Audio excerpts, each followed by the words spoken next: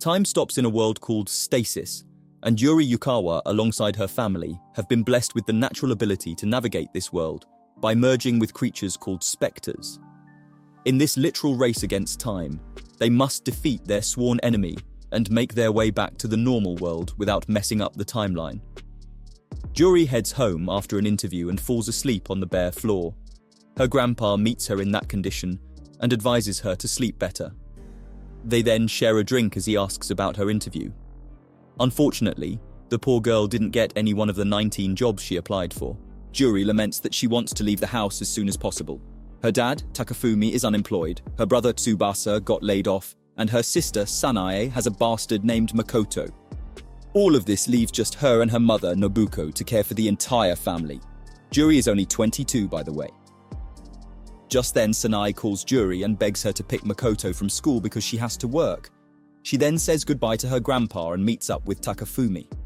She sees him halfway through a cigarette and her brother Tsubasa is knee-deep in his video game. She tries talking to him, but it does not yield any fruit, so she turns off the game. This makes Tsubasa scream. Yuri then tells him to help her pick up Makoto, seeing as he's his only nephew. Tsubasa acts like a child and announces that Sanae asked Yuri to do it. Their dad then urges Tsubasa to go because he hasn't left the house in ages.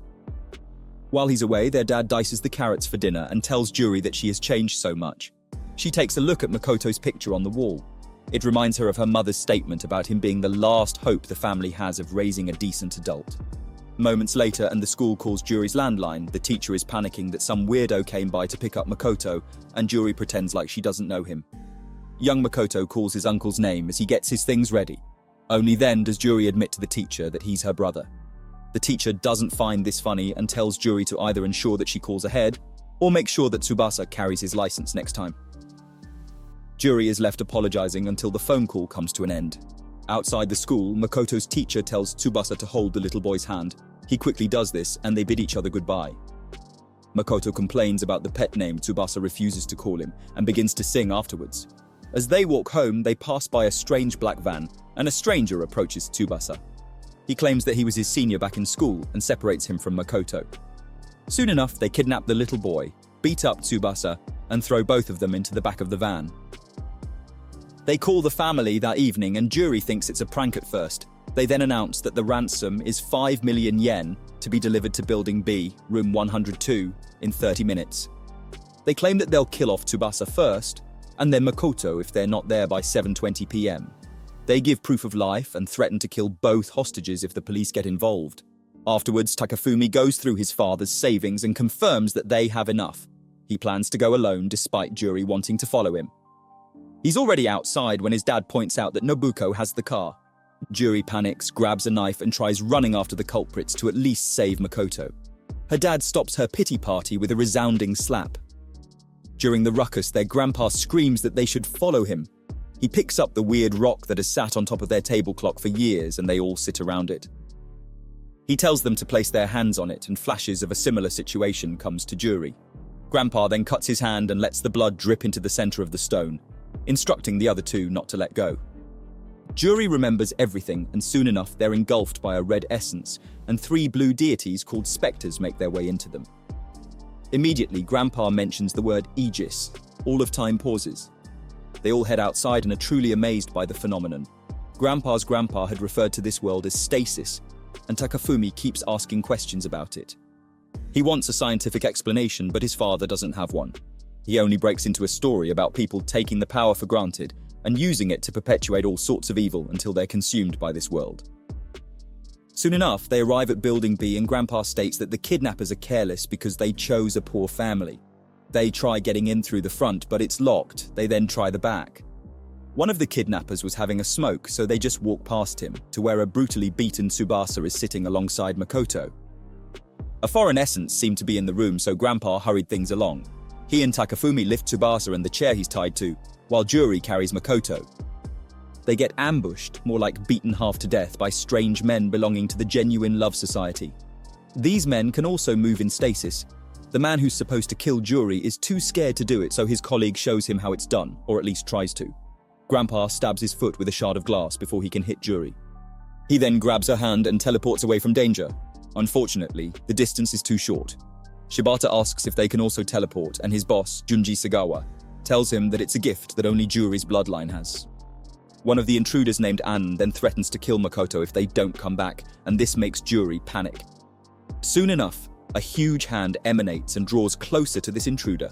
Upon looking up, it belongs to an enormous Groot-looking monster. Junji calls it the Herald. Several months ago, the Genuine Love Society, a cult worshipping the Time Stone, found out about the Master Stone. Shibata is seen motivating them to find it so they can have the power of stasis described in the Great Circle Scriptures. He then asks Junji, their Great Lord, to say some words, but he just tells them to prepare to take over the world. Back to the present, everyone else wonders why Anan doesn't see the monster behind him. He remains oblivious until it grabs hold of his head and squishes it beneath its grip. The blood splashes all over the place and Anan's lifeless body falls to the ground. The monster then disappears, having fulfilled its mission. Grandpa uses this opportunity to teleport Juri to the next compound and tells her that the handler will protect Tsubasa and Makoto since they're not in stasis. These kinds of people are called the stalled. Juri asks about the handler and Grandpa explains that anyone who tries to break the rules of stasis will be killed by it. The downside is that even Grandpa doesn't know all the rules. Juri then flashes back to Anan being beheaded and shudders in fear, but she's now curious as to how the cult members are moving, but Grandpa has no idea. She tries talking to a cop, but he's also stalled. She then suggests that her grandpa teleports Makoto and her brother. But he falls sad as he confesses that it can't be done. At that moment, Takafumi comes to mind. Meanwhile, the members of the Genuine Love Society tie him up as a hostage. Junji is more worried about Grandpa's ability to teleport than he is about the handler. Talking about Grandpa, he realizes that the handler is probably a Yukawa ancestor, but he's surprised that it's not interested in protecting them. Juri asks about this, and he admits that people who have fooled around in stasis for too long become handlers. So, when Anan was killed by the handler, the spectre in him paused time and made its way into Tsubasa. Most likely because of the Yukawa blood in him anyway, he notices his surroundings, but remains calm. A strange lady named Shoko Majima asks Shibata about the herald appearing, and he tells her not to refer to their god like that. Junji then suggests that they capture Takafumi and leave both Tsubasa and Makoto behind. Shibata heads towards one of their disciples and notices that he's still starstruck from seeing the herald. Meanwhile, Junji and Majima have a private conversation where he refers to the herald as the handler. This confuses Majima, so Junji explains that the society calls him the herald due to misinformation through the ages. They use this event as proof that the Great Circle Scriptures aren't fictional and that people will easily idolize the herald. Somehow, the beast is smaller than in the scriptures, but both parties don't know why. Back to Grandpa, he likens stasis to a frame in a movie and suggests that if they redo the spell, they'll move into a frame without the cult in it and then save Makoto and Tsubasa. Juri reminds him about Takafumi, so the plan changes. Grandpa sends her home to retrieve the stone while he promises to find an opening to save his son. Juri suddenly wants to learn the teleportation technique, but Grandpa trivializes it, claiming that it's just like flying. He makes her give it a try, and when she can't do it, he says his grandpa couldn't do it too. Apparently, it has something to do with one's compatibility with the specters. So Grandpa gives an example and ends up hurting himself on a kiddie slide. They end up going with the original plan, and Juri heads home to retrieve the stone. Grandpa tails the cult until he reaches the Genuine Love Society HQ, where they have Takafumi bundled up inside. Junji and Shibata have a conversation where the latter laments about not being able to commit murder because of the herald. He claims that the beast keeps ruining their plans, so he asks Junji what they're going to do. The mention of Majima's name irks Shibata because he thinks she has been sizing them up since she arrived 6 months ago. Junji explains that she came with vital information about the whereabouts of the stone. Shibata then asks what he and Majima spoke about and gets told about the size of the herald differing what was described in the scriptures. They resolve to test this out using their hired help. Meanwhile, Majima is just happy to have returned to this world after 17 years away. She remembers her family and how she got lost when the spectre left her. Tsubasa gets tired of waiting, so he releases himself. He immediately rushes to Makoto's side and checks his vitals. The unknowing Yukawa thinks that the young boy is dead, so he carries him with the intention of reaching a nearby hospital. Back at the Society HQ, Grandpa sneaks in after Junji and Shibata leave for their test. He stumbles upon their time stone, and also a picture of him, Juri and Takafumi doing the spell. Meanwhile, Juri walks alone as she remembers all the terrible things that have happened. She quips that she hates stasis and picks up the pace. Unfortunately, some of Junji's men spot her. Grandpa puts 2 and 2 together and realizes that someone has been keeping tabs on him, waiting patiently for when he would use the spell. He remembers sending Juri to get the stone, so he begins to panic. Juri runs into the house and incapacitates the first person she sees. She then rushes inside but cannot find the stone. By the time she turns around, she's already surrounded. Grandpa runs towards the house with everything in him, crying and insulting himself for not noticing. Back at the house, Majima watches as the hired help snuffs the life out of Juri. The plan is to make it look like the Yukawa family disappeared, but there's a creep among the men who wants to violate Juri first. Juri remembers her family members as she gets held down and strangled. Her abductors start to freak out when Juri's eyes turn white. She struggles to unhand herself, and it seems like she can see the spectre inside her attacker's body. She then taps his chest, leaving him so disheveled that he releases her neck. He bleeds from his nose, and soon enough the spectre exits his body. Majima, who's outside, has to explain to Sako that Juri forcefully expelled a spectre. She expels the spectre from yet another intruder and asks the last man standing about the stone. He calls out to his boss, but before Kato responds, Juri is already in possession of the stone. He's warned about her ability, so Juri tucks the stone under her shirt and jumps out the window. She makes it across the fence, and Majima tells her men to capture her without killing her. She then heads back to the scene to analyze the situation. She thinks about spectres being natural organisms of stasis and how they merge with humans to transform them into new beings that can also move in stasis. Her thoughts are interrupted by Shiomi, who asks for an explanation. She tells him everything, and he resolves to personally break the news of Juri's power and the missing stone to Junji. He deduces that the expulsion process must involve a lot of pain, and Majima confirms this. Kato and Sako, who were chasing Juri, gather to lament about how fruitless their chase has been. They then decide to head back to the house.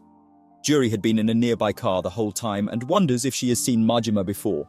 Upon touching the stone, she gets strange flashbacks of Majima. She quickly lets go of it and tries to wrap her head around everything that has happened.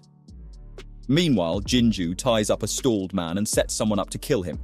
He claims that the victim is an insurgent, so the executioner takes his time thinking about how to take his life. He chooses to go with beheading, but before he can do it, the herald appears and squishes his head. Jinju deduces that it could be reacting to chemicals the brain releases before someone takes a life. He then gets herald essence on his palm, tastes it, and concludes that it's protein. Shibata concurs that its size has reduced from the last time it appeared, so Jinju deduces that the herald has a limited time. He thinks it expends energy every time it shows up but has no way of replenishing it. Afterwards, he pulls Shibata inside so they can talk properly about the discovery.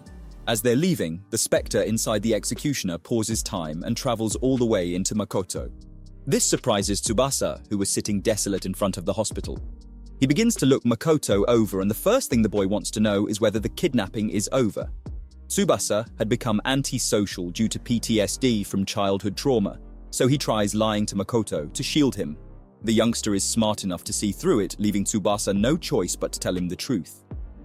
Makoto easily adapts to stasis and begins playing around. Meanwhile, Tsubasa beats himself up for not understanding what's happening. He ends up straining his back after chasing Makoto around the block, and they both resolve to head back home. Shiomi doesn't get a favorable reaction from Shibata when he breaks the news of the missing stone. He goes on to stress how much of a threat Juri's powers are anyway. They later bring Takafumi before Junji and show him the picture of them performing the stasis spell. Junji asks him about the time he discovered the stone's power. It takes Shibata yelling at him for Takafumi to admit that it was that day. Junji then suggests that they both strike a deal as the heads of two households.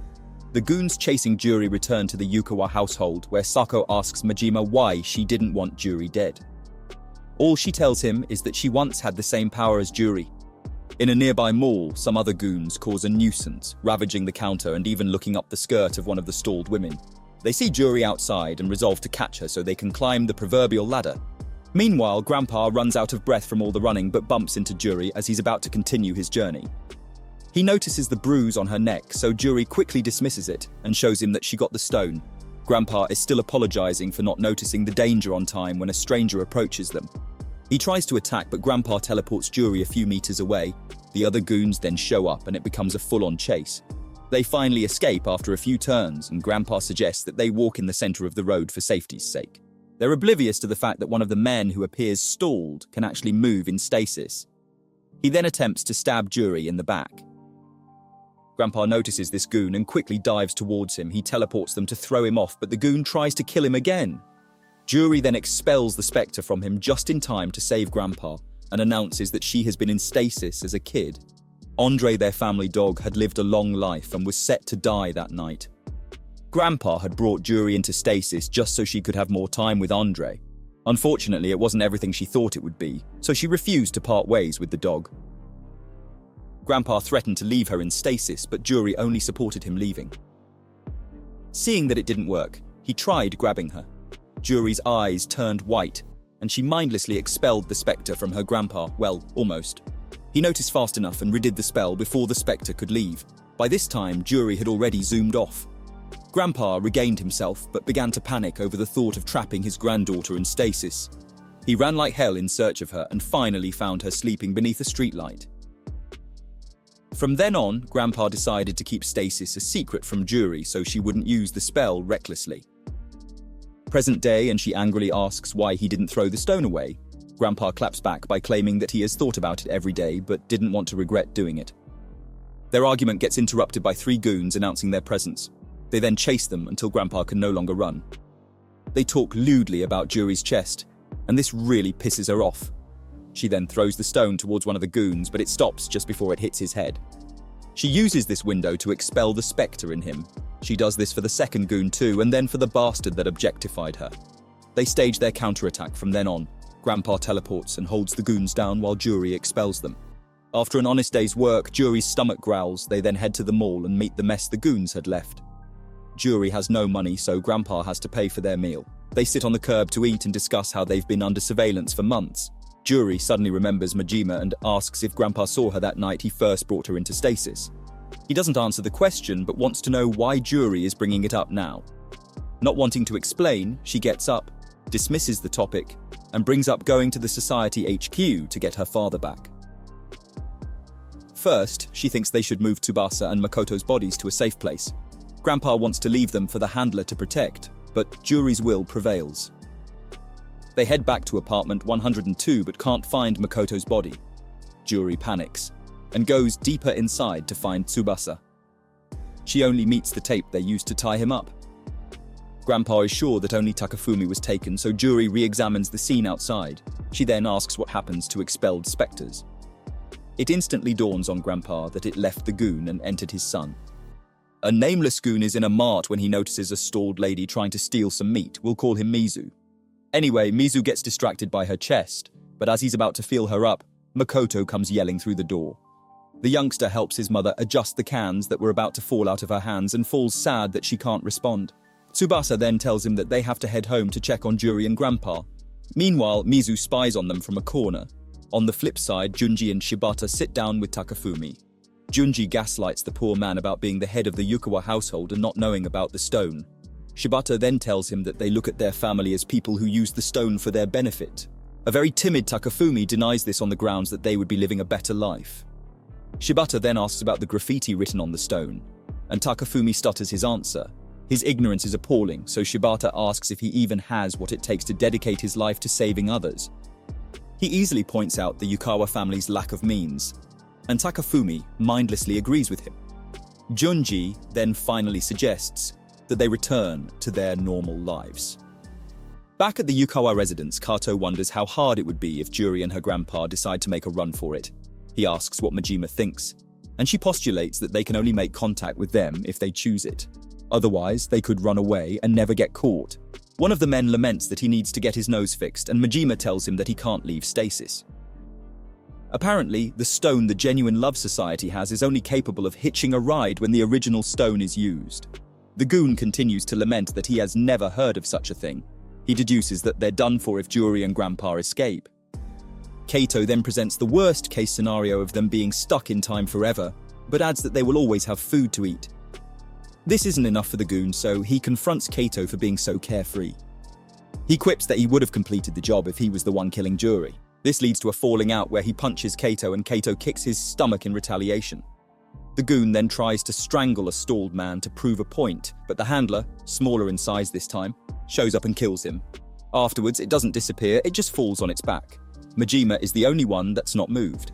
She approaches the handler and dusts the sand off of its surface until she pulls out a human's head. She then places it back into the heap and explains that it used up its energy and died. She goes on about it being a human who became an inhabitant of stasis. The others find it hard to believe, but she explains the rule of not hurting anyone that is stalled in time. Kato then asks if there are a bunch of handlers, and she replies that it's possible despite the beliefs of the genuine love society. Kato thinks Majima wasn't scared because she has been hanging with the society, but she corrects him, announcing that she has seen someone in her family become a herald. Apparently, Shoko and her family had ventured into stasis when Grandpa and Juri did it 17 years ago.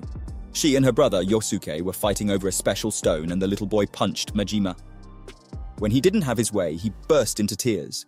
Majima then handed him the stone and a teardrop entered into it at the same time that Grandpa activated the spell at home. The spectres came forth after this and merged with Majima's entire family. They went from place to place trying to confirm if people were alive. Their father now got so depressed that he began to accept living in stasis for the rest of his life. Soon enough, tentacles of the spectre in him leaked out, and despite his wife's effort, they consumed him whole and he began to float. Their mother hugged them tightly, but she too was mentally weak. The spectre took control of her and she floated into the air just like her husband. Yosuke chased after her and Majima chased after him. Unfortunately, the young boy gave up and the spectre took control of him too.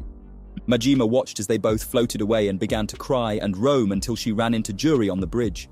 The spectre almost consumed Majima in her time of sadness, but Juri expelled it out of her just to protect her dog. Present day, Kato extends his apologies for what Majima went through. He then points out that she used the goons as test subjects to see if Juri still has her powers. She admits that she wants to get her family out of stasis and plans to see if Juri can expel spectres from heralds too. Kato deduces that she told them the story because she needs their help, and he was right. He then asks what they would get in return. Majima claims that they'll get information. She encourages him never to lose his determination lest he be turned into a herald. Kato admits that nothing she said has moved him. He then asks if she'll let him sleep with her in exchange for help. Majima tweaks a little but agrees to do it after their mission is complete. This surprises Sako, but his boss is quick to give him the option of doing as he likes. They're still discussing what to do about Juri and Grandpa when they appear in the room and expel the spectre from Kato's body. Sako tries to attack them, but Grandpa teleports them out of the room immediately. Majima tries warning him not to separate from her. Meanwhile, their targets hide behind a short fence nearby. Junji makes Takafumi sit right outside the Genuine Love Society while they keep an eye on him from the window. Shibata doesn't think Grandpa will easily accept a settlement, and Junji concurs. Outside, Takafumi munches on his meal as he blames his father for withholding the stasis spell. He thinks about everything that could have gone differently and tells himself that the stone should belong to him because he's the head of the household. Back at the house, Majima and Juri simultaneously get the urge to talk to each other, but Grandpa and Sako discourage the girls respectively. Majima calls out to Juri anyway, but Sako declares that it's either he attacks them when they come out, or they retreat at that moment to get Juri to listen. Majima concurs with his logic and they walk away. Juri and Grandpa then head into the house and meet the corpse of the handler. She's surprised by how small it is and asks if it's one of their ancestors. Grandpa has no idea though. Tsubasa carries Makoto on his back as they head home. Unfortunately, Mizu is still tailing them. Meanwhile, Juri leaves a note warning him to hide with Makoto while she and Grandpa get their father back. Sako and Majima report back to Junji and Shibata. She explains everything about the herald, and Sako stays quiet because she had begged him not to leak anything about her family to Junji. He then informs Sako about his plan to fake a settlement with the Yukawa family so he can kidnap Grandpa. Shibata thinks they should kill one of them to set an example, and Majima explains that there could be other heralds. This piques Jinju's interest, so he heads outside to test it. He gradually increases his intent to kill until a smallish herald emanates from the water. Majima sees her brother in it, but Shibata just kicks it to the curb. He then takes the knife from Jinju and actually tries to kill. Before he can do that, the herald grabs his hand and Jinju tells Shibata to slash its tendon. At that moment, a much bigger herald emanates. Majima sees her parents, and afterwards the herald slaps Shibata's head clean off. As it disappears, Majima heads inside. Jinju then tells Sako that he heard about her parents and brother getting lost in stasis. In turn, he tracks down a desolate Majima and informs her that Junji is onto her. She just wants the bones of her family members, but Sako thinks they have a chance. Outside their window, they see Grandpa and Juri trying to drag Takafumi. He tells them about the deal, and Juri hopes that he doesn't really believe them. Some goons begin to draw closer while they walk away. Takafumi then lambasts his father for putting his entire family in danger. He blames him for Tsubasa and Makoto and then tells them to leave him behind. Grandpa refuses. He grabs Juri and Takafumi by their hands and teleports them to the other side of the fence. They then run off. Despite the damage it might incur, Sako helps Majima with her plan to follow the Yukawus without getting noticed. Mizu gets to the house before Tsubasa and Makoto. He quickly transports all the stalled goons into the bathroom, swipes Juri's note, and locks himself in the bathroom with all the evidence. Tsubasa's first instinct is to call for his grandpa. He then notices the herald on the floor, but chucks it up to be part of a dream. Mizu opens the door, and while Makoto is rummaging through the fridge for some pudding, he grabs hold of a knife. He approaches the youngster and Tsubasa only notices him in the hallway. He hurries to the kitchen, but Mizu launches towards him. He manages to block the first attack and screams at Makoto, telling him to run. Mizu tries again and Tsubasa blocks his hand with a towel. They then struggle until one of them gets stabbed. Tsubasa gets stabbed, but it's not deep enough to incapacitate him. He then manages to knock the knife out of Mizu's hand and sits on top of him before he can reach it. Tsubasa wraps his towel around his face and begins to strangle him until he wets himself. After he stops moving, Tsubasa goes back to searching for Makoto everywhere. He even searches the streets. Unfortunately, he begins to lose hope, so his spectre leaks out. Takafumi continues yapping about being an undercover spy, and this pisses Juri off. She then tells him in detail how much pain Junji would have put him through. Their argument gets suspended when they see Tsubasa. They rush towards him, but the spectre is already transforming him into a handler. Meanwhile, Sako and Majima see Makoto. Grandpa yells at Juri to expel the spectre, reminding her that Majima wouldn't be alive if it didn't work. They then hold down a transforming Tsubasa while Juri expels the spectre. They're scared about being too late, but Juri brushes off some of the sand. Takafumi rushes to the scene and brushes off some more of it. Grandpa slaps his hand away and continues panicking until Juri tells him that Tsubasa's body is still normal. Back at Genuine Love Society, a meditating Junji gets told that Takafumi escaped. His singular response is to head to the Yukawa residence. Grandpa and the other two search the house but can't find Makoto. Majima then shows up with his jacket and tells them to do whatever she says if they want him back. She takes them on a walk where she instructs Juri to expel the spectres out of the heralds that she'll summon. Juri asks if they're her family members, and Majima reluctantly concurs. Not before Takafumi can make a fuss about it, though. Afterwards, Juri offers to try her best and asks why Majima didn't just come to them initially. She doesn't answer the question, so Takafumi goes off again. He accuses her of chasing the stone so she can use it to get rich. Majima just expresses her disappointment in the Yukawa family and explains that her family didn't have the slightest idea what stasis was the day they got pulled into it. She admits that she had come to see Juri before going to negotiate with the Genuine Love Society. This doesn't sit well with our girl, and Majima points out that she didn't even know that people lost in stasis for 17 years could be saved. This shuts Juri up and she offers to help but not to forgive Majima. Meanwhile, Sako is having a hard time dealing with Makoto. That's until Juri and the others arrive downstairs. After she sees her nephew, she tells Majima to keep her promise. Takafumi then pulls a stalled man till he's in front of Majima. She tells Grandpa to head up so he can teleport Juri when the time comes. The old man refuses because he and Juri agreed that it will be better for him to teleport Majima away from the handler. Makoto stubbornly wants to join his aunt, but she screams in a way that instills the fear of God into him. She then threatens Sako to keep her nephew safe. The time has come, so Majima pulls out a pocket knife. She resolves to not be cautious about her intent to kill, lest it be too small to summon all three of her family members. She almost stabs the man before her, but her murderous intent is not even enough to summon one herald. Grandpa then reassures her that he'll teleport her in the face of danger. She tries again and again, but continues to fail. She thinks about her family and how she wants to take them back. She remembers the call she made to Junji. With fresh resolve, she tries multiple times again, but nothing still happens. Grandpa tells her to take a break and she slams her hands against a vending machine in frustration. Sako yells that Grandpa should do it, and Majima immediately shuns him because she wants to be the one to do it. Juri then tells Sako to do it, but he's too much of a chicken, so she lashes out at him. Meanwhile, Takafumi approaches the bait and surprisingly produces enough murderous intent to summon all three heralds. Thanks to Grandpa, he narrowly escapes being crushed to death. The herald is so huge that Takafumi tries running away. It's stuck against a building, so Sako yells at Juri to jump on it. She does this and ruffles through its tentacles until she sees the source of its specters.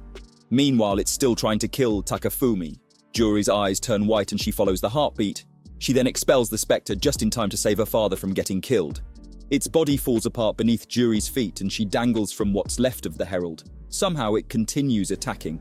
Juri then notices another consciousness deep inside the monster and tries her best to expel that too. There's a temporary silence before the herald suddenly uproots a gate and comes mere inches from stabbing Majima with it. The spectre then slowly exits the herald until its shell comes crumbling down. Sako just sits in awe of how fast Takafumi was able to summon the heralds. Meanwhile, Majima drags her father's body out of the rubble and gently cradles it. She moves on to pull out her mother's body next and pulls it in for an embrace. Sako calls out to Takafumi, telling him to summon the last herald. The old man doesn't agree, only because he can see 3 people already. Even Makoto wants to get down, because he sees a kid just like himself. Yosuke was so excited the day Shoko was born, he had thought she looked like a monkey, so his dad knocked him on the head and told him that he looked just like that too. The youngster was so excited that he asked his father if he could name her. Back to the present, and Yosuke looks just the same as he did when he disappeared 17 years ago, only leaner. He coughs and staggers, asking where he is and who Majima is. Just then, the spectre in him exits, stopping him in time. Majima approaches him and confirms that he's still alive. She then bursts into profuse tears as she hugs him. Makoto finally comes downstairs and Juri rushes to hug him, despite the little boy's request for her to let him go. Around that time, Sako tells Majima that it's pretty rad that Yosuke will be alive when they leave stasis. Grandpa then tries to take responsibility for everything that happened, but Juri shares in it too, claiming that it isn't okay for people to mess with time. Sako swipes the keys to a truck and helps Majima cover up her parents' corpses in the back. They strap Yosuke to the passenger's seat, and Sako tells Majima to take him to the hospital before burying her folks. He points out that she no longer has any obligation to either the society or the Yukawas. He then offers to join the Yukawas because he feels he'll die by sticking with the genuine love society. Juri doesn't trust him one bit, but Grandpa steps in as the voice of reason. Sako then informs them that the society only has 7 members left in stasis. 4 disciples, Tobino, who's a hired hand, Shiomi, the peeping Tom, and finally Junji Sagawa. No one knows why Junji is so obsessed with stasis, not even Majima, who worked closely with him. Talking about Junji, he and Shiomi spot Tsubasa's body floating, and they deduce that the spectre was attracted to his Yukawa genes. Junji analyzes the situation and concludes that the mental state of people in stasis determines whether or not they turn into heralds. They head into the annex where they find the carcass of a herald. Junji then admits that he's not interested in a future where someone stronger steals the stone. Instead, he wants to observe life for a much longer time than normal humans do, and promises to leave Shiomi in charge of the society if he helps him do it.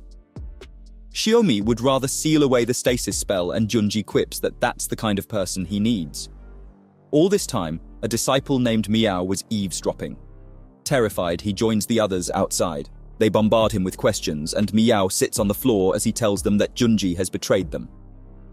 Around the same time, Juri changes her clothes at the mall while her father struggles to get Makoto a soda from the vending machine outside. She comes out looking like an auntie, and they all watch Takafumi fight the machine to get his money back. Juri declares that she'll expel the remaining 7 people out of stasis, and that they will smash the stone after returning to the normal world. She and her dad later have a conversation where she begs him to look after Makoto. Afterwards, she declares that it's time to crash the genuine love society. Grandpa asks Majima if Junji only created the society to secure their stone, and she admits that it has existed for 200 years. She adds that the society's stone was a mere decoration until Junji noticed it. Grandpa wants to relocate Tsubasa's body before the mission, and everyone is on board with it. Sako and Majima go ahead of them and deceive a disciple into giving them some information. Sako then signals Grandpa afterwards, but he and Juri appear in front of the disciple, giving him time to pull out his knife. Sako has to kick his throat and struggle with him until Juri manages to expel his spectre. Sako wonders why Grandpa appeared in front of the disciple, and he explains that he can't help it. Juri then asks him to hand her the knife for emergency, but Sako discourages her. He then tells her that her hand is a more powerful weapon. Meanwhile, a shirtless Takafumi suspects that his family wants to dispose of the spell, and this isn't what he wants. He yells that he has the right to decide what happens because he's the head of the Yukawa family. Sadly, his shouting wakes up poor Makoto. Tobino and Miao laze around in the Yukawa residence as they discuss Junji's betrayal. They plan to follow his orders until they no longer need to. Tobino then gets the urge to ease himself and notices some water floating in the air. He quips that someone has been there and Miao has an idea. He lifts a stone and shows Tobino how it floats in the air. This makes him check the tree nearby, and to his surprise, he finds the Master Stone hidden within it. Miao holds it with such reverence and promises to make the Yukawas pay for defacing it. Meanwhile, Junji gives Shiomi the breakdown of how they discovered that the Great Circle Scriptures were written by one person. Somehow, the founder had lived for 500 years and wrote down his experiences and studies about stasis. He deduces that the founder had gone deeper into the world of stasis, and that's where he has his sights on. They're interrupted by Tobino announcing that they have the Master Stone. He tells Miao to hand it over, but the disciple is reluctant. He asks Junji the use of the genuine love society if it isn't going to make the world a better place. Junji realizes that he eavesdropped on his conversation, so he admits that he wants to extend his life using specters. He repeats that Shiomi will be in charge and forbids the disciples from using the stasis spell. Miao simply quotes his teachings back to him, and Junji tells him that it was for appearances. This pushes Miao to pull out a knife in an attempt to activate the spell. At this point, the spectre within Junji begins to leak out, and he claims that this will be his last sermon. Junji plans to demonstrate to his disciples what it means to fully control a spectre, to have the attributes of a herald, but also preserve your will. This pisses Miao off, so he attacks. It's pointless because Junji easily breaks his arm, unhands both the knife and the stone, and kicks the hell out of him. Yamai comes forward to plead with Junji, but becomes the next victim of his experiment. He strangles him and then breaks his neck.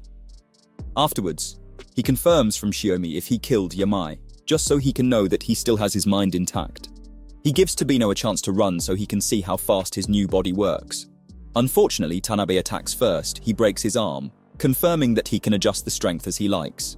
He then takes his knife and throws it with enough force that it passes through the chests of Tobino and the last disciple, leaving only Tanabe and his broken arm. Juri and the crew overhear the screams coming from their house, and Majima is sure that something unexpected is happening. They then decide to enter through the back just to be safe. Meanwhile, Junji threatens to kill Tanabe if he doesn't help with his experiment. He wants to know whether there are any other heralds, and also if he will respond to someone's intent to kill a person not in stasis. He squeezes Tanabe's neck as he places the knife in his hand. Unfortunately, the test victim is Tsubasa. Tanabe is hesitant, so Junji counts down to 3. Luckily, on the last count, Juri rushes in and expels the spectre from his body. Junji turns his attention to her, but before he can grab her, Grandpa intervenes and teleports her away. Despite her instructions for him to teleport her behind Junji, Grandpa takes her to safety instead. They watch from a nearby bush as Junji carries Tsubasa on his shoulder. Grandpa then deduces that at least the pseudo-herald isn't going to hurt him himself. On the flip side, Takafumi takes Makoto to use the restroom.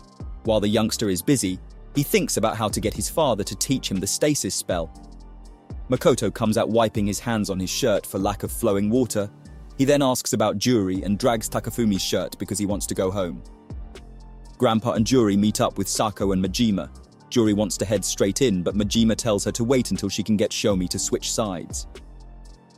Sako questions her ability to switch him over, but Majima thinks he's just following Junji as a means to avoid death. Shiomi watches as Junji slices some fish and eats them raw.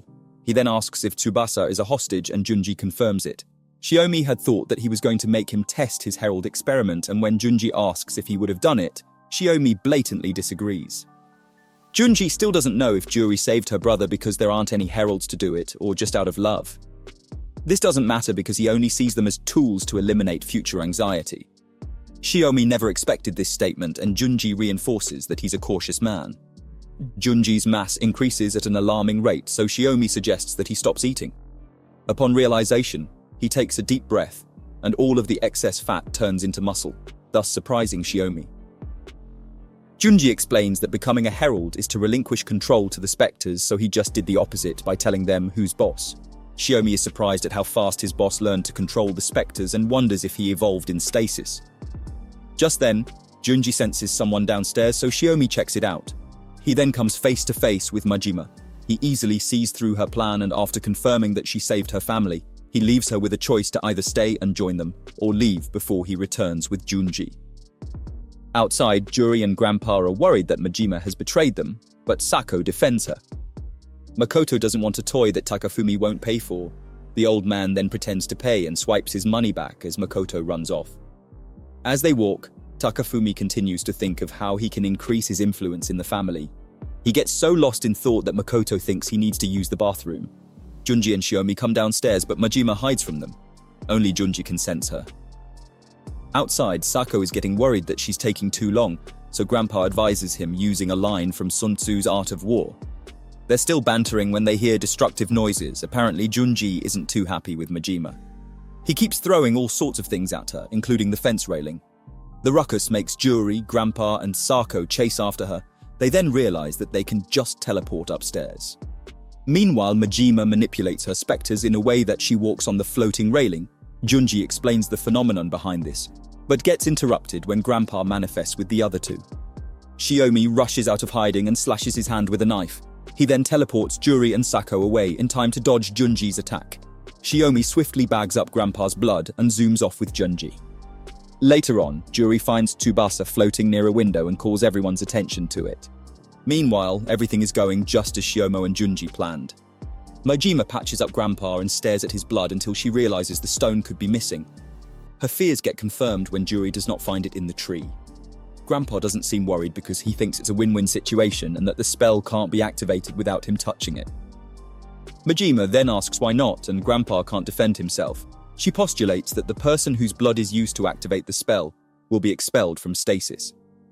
True to her words, Shiomi carefully inserts a drop of Grandpa's blood into the stone and it affects him immediately, bringing him to his knees. It turns out that Tobino didn't die. He keeps willing himself to live and reiterates that he wants to go home. Suddenly, the specters begin to leak out of him. Sako points out that Junji sees Grandpa as the biggest threat, and Majima supports this theory, telling him that Junji will kill off all the Yukawa children afterwards. Around this time, Shiomi places Grandpa's blood into the stone. He feels it like a slight headache at first, and soon enough, it brings him to his knees. Juri and the others surround him, but it's no use, seeing as the spectre is already leaving. Grandpa tries to redo the spell, but it also doesn't help. Juri then yells that he should teleport them to where the stone is. She continues to encourage him until they suddenly disappear, leaving Sako and Majima behind. They reappear beneath the stone. All of Juri's efforts to stop the spectre from entering it fail, so she shatters the stone against a table edge. Grandpa rebels, but Juri goes on to smash the core beneath her feet. Having nowhere to go, the spectre returns into Grandpa's body. Soon enough, Junji and Shiomi enter through the window. Grandpa tries teleporting but fails to leave the room. Weirdly, Junji turns around to attack Shiomi, who, in turn, holds onto Grandpa and yells that he has switched sides. Grandpa then teleports all three of them out of the room and they land right in front of Sako and Majima. The first thing Grandpa does is to punch Shiomi out of frustration. This gives Majima the impression that Juri broke the stone. When she confirms it, Sako lashes out about never leaving stasis. Majima then makes it clear that Juri can get everyone out, but she personally can't leave. To prove a point, Juri tries expelling her own spectre, but it doesn't work. Meanwhile, Makoto senses something whilst walking with Takafumi. He has no idea that it's actually Tobino transforming into a full-blown herald. Back to Shiomi, Sako searches him to ensure he's not carrying any weapons. Shiomi then explains that he switched sides for survival. Sako uses this chance to ask about Junji's range and accuracy when sensing others. Shiomi is hesitant to answer until Sako informs him that he has to make himself useful if he wants to leave stasis. He reveals that Junji can tell anyone's location no matter how far away, just not who it is. Sako presses him about a weakness, and Shiomi admits that Junji has to be mindful of replenishing his strength. Majima adds that the spectres could eat away at Junji's body. She's only confused about why he would want to be a herald. Shiomo spills his plan to experience the times with the help of the spectres and use them to become the only one in stasis whilst in the real world. Sako asks if it isn't suicidal, and Shiomi explains that it'll only seem like an instant to Junji. The pseudo-herald plans to manipulate the spectres in a way that he can move into the future he wants. Juri is surprised that he doesn't want to conquer the world, and this makes Shiomi laugh. He explains a bunch of phenomena that could change in the future, and tells Juri that they're what Junji wants to witness. Juri is downtrodden as she wonders if there's a way to go about things that won't risk the lives of her family members. Shiomi then tells her to be realistic and explains that Junji thinks killing them is both the easier solution and also a way to gain better control over the specters. Meanwhile, Takafumi and Makoto arrive at their home. He marvels at Juri's ability to send people out of stasis and later snaps out of it. All Takafumi wants is a way to use the stasis spell to enrich his family. He walks a few steps forward and comes face to face with Tobino, who's now a herald. Takafumi tries explaining that he didn't kill anyone, but Tobino chases him anyway. The old man sees Makoto and yells at him to run. Meanwhile, he tries to attack Tobino and fails fantastically. He gets flung and lands so loudly that it draws the attention of Juri and the others. Before they arrive, Tobino almost squeezes the life out of Takafumi until Makoto's eyes turn white and he instructs the herald to drop his grandpa. Tobino immediately obeys. Takafumi then carries his grandson and bolts. He tells the herald to stop chasing them and it stops in the presence of everyone. In truth, it was Makoto's doing, but Takafumi takes credit for it. Juri then asks him to make it climb a nearby building to prove it. He commands the herald to climb, but it doesn't move. Everyone already lost faith when it finally obeys and climbs the building. It's thanks to Makoto once again, but Takafumi signals the youngster to keep quiet. Sako then suggests that they use this herald against Junji. Shiomi is on board with Sako's suggestion, and Takafumi sees this as a chance to increase his influence. He holds Juri by the shoulder and promises not to let anything harm the family. He then pretends to call the herald back while Makoto does his thing. As soon as it arrives, Juri requests that Makoto be taken somewhere safe and Grandpa backs her up. Takafumi can't lose his footing, so he comes up with an excuse that protecting Makoto is his job. He claims that he can control the herald from far away but has chosen to protect Makoto. Shiomi isn't interested in antics, so he tells them to quickly decide, seeing as Junji is getting extra time to replenish his strength. True to his words, the pseudo-herald feeds himself and comes outside to stretch. There he notices the people coming after him and also the herald escorting them.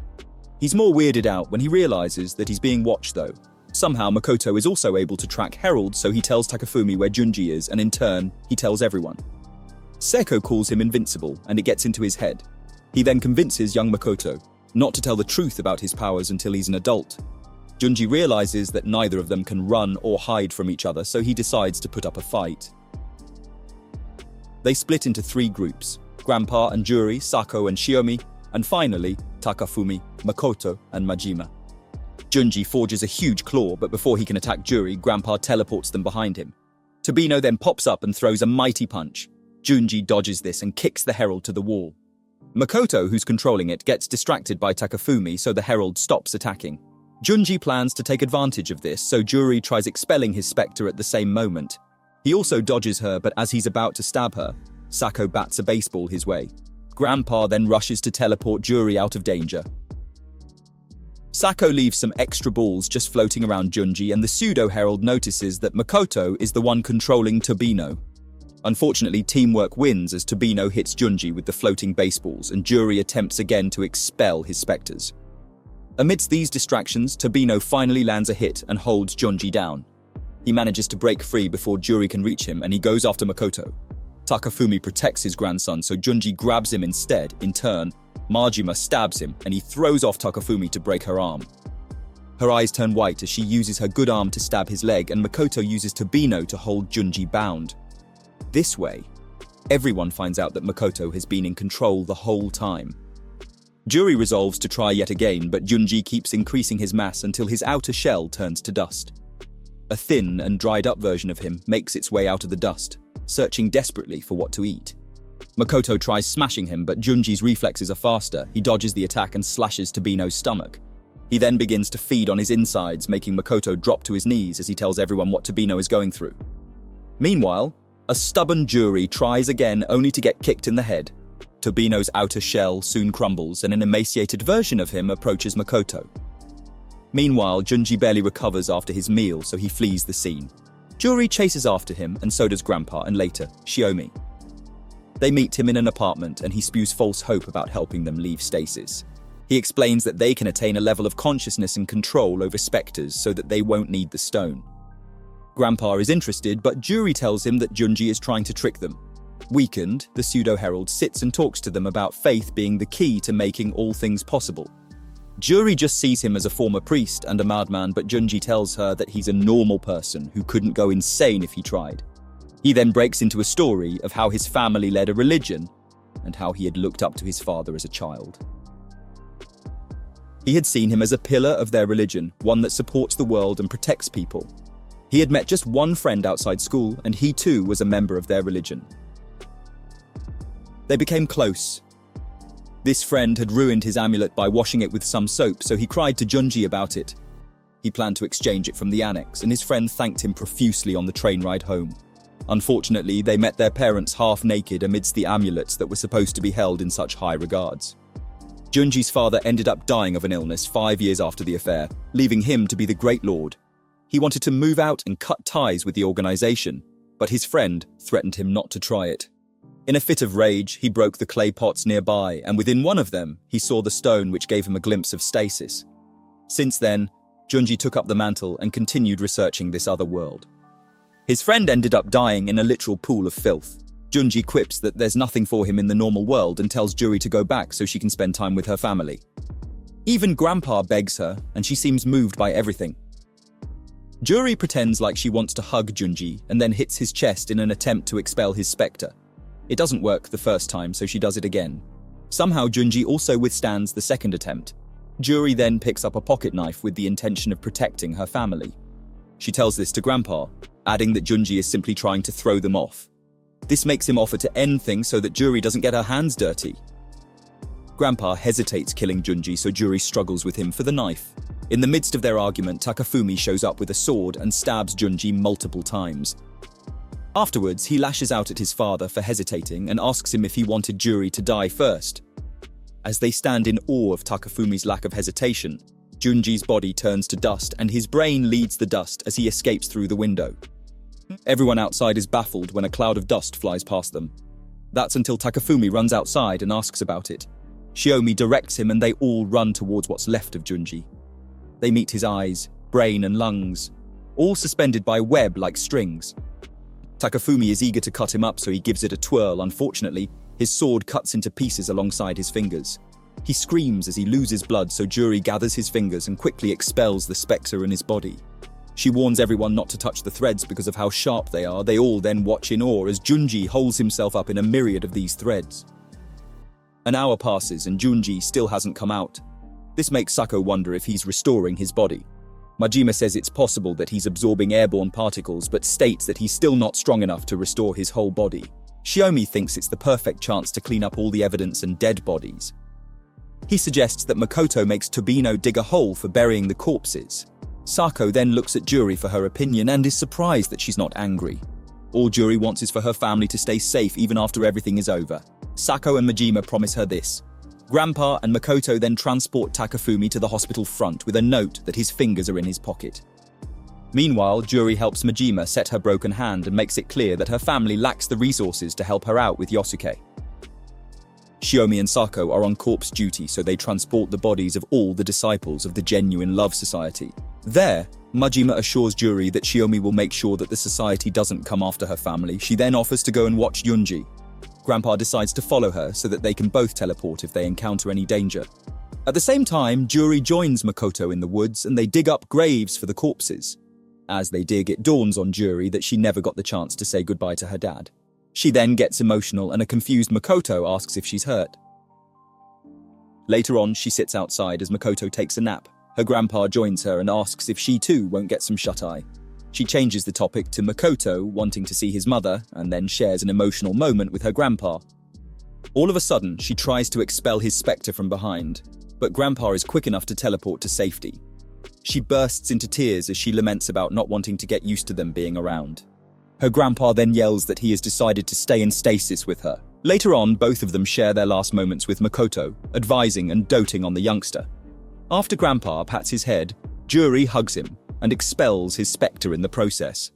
Majima, on the other hand, keeps watch over Junji. She turns her gaze for a moment to tell Tobino that it's not safe. By the time she looks ahead again, Junji had sent multiple strings in her direction. One of them even cut her hand. Sako and Shiomi return from the mass burial and the former lashes out about Juri sending Makoto away. Grandpa then shuns him and Juri explains that she would like them to leave too. Sako claps back that they can't and attempts to sit on his shovel. It gives way, making him fall on his ass. Shiomi then observes the cut on the shovel and draws everyone's attention to the threads that Junji had successfully spread far and wide. He explains that very soon, they'll become like birds in a cage. Majima yells in an attempt to warn them. She then admits that she may not be able to make her way back to them. This pushes Sako to try and get her. He uses a trash bin as a shield, but Junji's thread easily cuts through it and almost takes his throat alongside. Shiomi stops him and asks Juri to help him out. Meanwhile, Junji uses his threads to draw nutrients from plants and dead animals. Majima notices this, but is soon distracted by Juri and the others approaching. She tries to warn them to be careful, but Juri expels the specters powering Junji's threads until they get to where Majima is. Sako suggests that they end things right then and there by making Juri blow up Junji's cocoon. She buys the idea and grabs a ladder. As she approaches the cocoon, she expels the specters in the threads. She then climbs until she comes face to face with it.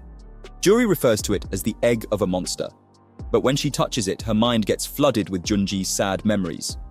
For a moment, she realizes that he's just like her, but she snaps out of it and expels the spectre from the cocoon. It falls to the ground, and a baby, still in amniotic fluid, slips out of it. Everyone is left wondering if it's Junji, and Shiomi suggests that they leave him in the fluid to die. Juri doesn't listen. She crouches and bursts him out of it. Grandpa then pats his back until baby Junji bursts out crying. Majima carries baby Junji and they all head to the nearest mall to get him some milk. Despite Shiomi's suggestion to get rid of him, Juri quips that she will raise the baby. Even Grandpa has no problem with her decision. Shiomi is worried about Junji's memories coming back, and Majima disagrees just because of how Junji looks. Juri then adds that she saw a vision of his memories crumbling. Sako is surprised when Shiomi gives in. He later announces that he no longer has any business with the Yukawas. On that note, Juri tells him that she doesn't even want him in her world. She and Majima speak beside the truck she had put Yosuke in, and she slaps her for thinking negatively. Juri admits that it's the last time that they'll see each other and then expels the spectre out of her. Tobino roams around while Juri and Grandpa struggle to get baby Junji to stop crying. By this time, both Shiomi and Sako have left stasis. The baby stops crying long enough for Juri and Grandpa to discuss sending him to the normal world when he grows to 6 months. He then resumes his crying, so Grandpa heads to the mall to get some diapers. Juri begins to keep count of the days, and time continues to pass. She tries writing a letter to her parents, but she comes up empty. In annoyance, she balls up the paper and flings it. They head to an amusement park where she begs Grandpa to head back to the normal world. She claims that he's the only one who can smooth things over with her mum and sister. In turn, Grandpa tells her that he wants to be the one to choose when to leave. They head back home and Grandpa announces that he's going to bed. Juri then tells him that she will someday figure out how to control specters, and may appear to Grandpa as an older version of herself. This thought sticks with him as he lays down to sleep, so he plans to practice it the next day. Suddenly, she ambushes Gramps and expels his spectre. From then on, it becomes her and baby Junji against the world. They steal food together, play together, and even bathe together, all while Juri keeps count of the days. By day 132, they visit Sanae again. She expresses her admiration for her and admits that she has to let go of baby Junji soon. Meanwhile, Tobino is still roaming about. By half a year, baby Junji is already crawling and teething.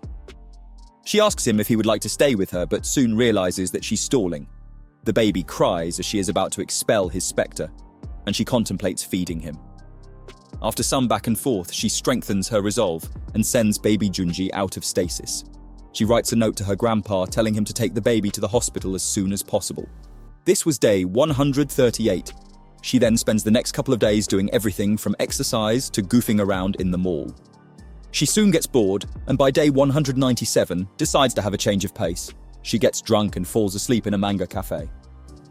The next day, she screams into her pillow and continues screaming as she lets the feathers out. She then cuts up her hair and changes into a dress by day 213, all in an attempt to get a change of scenery.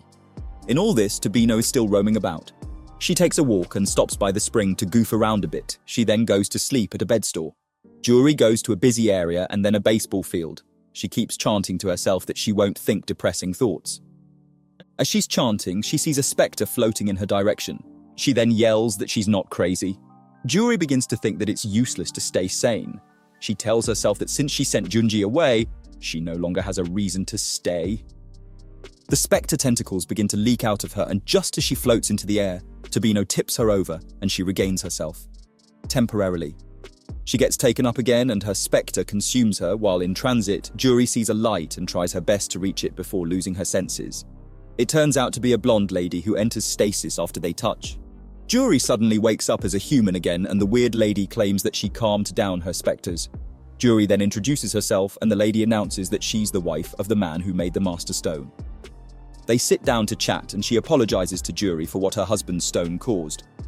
She's mostly surprised that the Yukawas did not use the stone for profit, and Jury asks where the founder is. Apparently, he died in 1880, and the blonde lady has had a spectre in her body since birth, so she doesn't age. She had been chased and worshipped, but chose to run away with her husband, whom she often brought into stasis. He eventually got more interested in research and had passed away after spending over 200 years with his wife. After Jury sympathizes with the weird lady, she gives her a card and tells her that she'll be in her era for a while. She then grabs hold of Jury's arm, making a blue dome spread all over the world as she releases everyone from stasis. Jury walks until her feet hurt. She then holds her shoes and continues walking until she gets home. She meets the lights on, and when she slides the door open, Grandpa is waiting for her. He wakes up to her face and immediately calls the rest of the family. They all step outside to welcome her, and Jury bursts into tears. Thanks for watching, guys. See you in the next video.